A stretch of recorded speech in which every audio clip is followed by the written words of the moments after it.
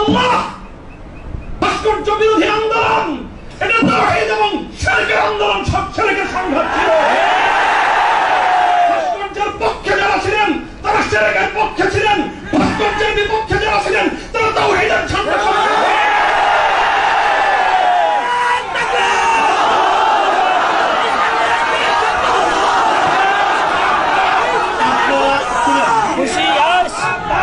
বলছি।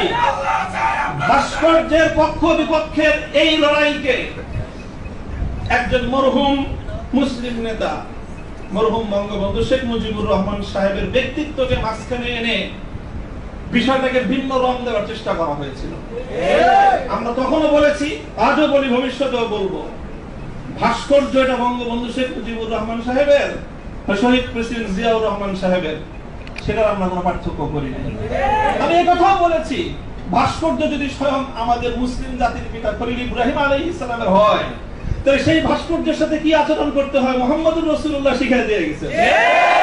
আল্লাহ রাসূল সাল্লাল্লাহু আলাইহি ওয়াসাল্লাম মক্কা বিজয়ের দিন বাইতুল্লাহ থেকে যে মূর্তিগুলো বের করেছিলেন, যে ভাস্কর্যগুলো বের করেছিলেন, তার মধ্যে তো একটা ছিল ইব্রাহিম আলাইহিস সালামের মূর্তি। কি বলেছিলেন? কাতালাহুমুল্লাহ, আল্লাহ পাক এই মক্কাবাসীদেরকে ধ্বংস করুক, তারা খলিল ইব্রাহিম আলাইহিস সালাতু ওয়াস সালামের মূর্তি তৈরি করেছে। সে রক্তকে অস্বীকার করার চেষ্টা করবেন না।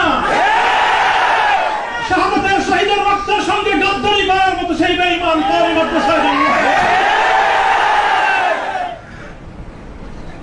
কাজেই যে কথা বলতেছিলাম, যেটা কারা বরণ আমাদের, কারা নির্যাতন তো অনেক পরের কথা। আল্লাহ পাক রব্বুল আলামিন কারা এই কষ্ট থেকে আমাদের সকলকে হেফাজত করেন। আমিন। প্রতিশোধের যে কথাটা, সেটা আমরা তো পয়গম্বর আলাইহিস সালামের অনুসারী। নবী ইউসুফ আলাইহিস সালামের সেই বাণী, লা তাসরিবা আলাইকুমুল ইয়াউম, গতকালকে আমি বলেছি, আজও বলছি, আমরা কোনো প্রতিশোধ গ্রহণ করি নাই, করতে চাই না। করার প্রবণতা কখনো যদি আমাদের মন থেকে উদ্গত হয়, সেটা হলো ইন্নামা যালিকা মিন্নী ওয়া মিনাশ শাইতান। শয়তানের প্ররোচনায় কখনো হয়তো আমরা ব্যক্তিগত আক্রোশে প্রতিশোধের কথা বলে থাকতে পারি, কিন্তু আমরা প্রতিশোধ পরায়ণ নই। এই হিসাবে আমি প্রতিশোধের এই শব্দকে প্রত্যাখ্যান করলাম। তবে অন্য আরেক অর্থে আমি প্রতিশোধের শব্দকে সমর্থন করছি।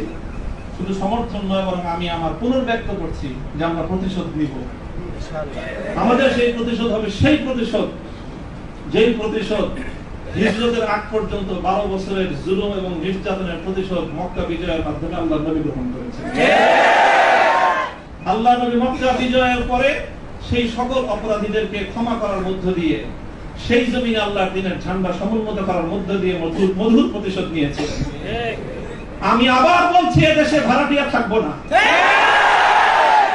ভাড়াটিয়া হিসেবে থাকবো না। এই জমিনের মালিকানা সূত্রে এদেশে বসবাস করি।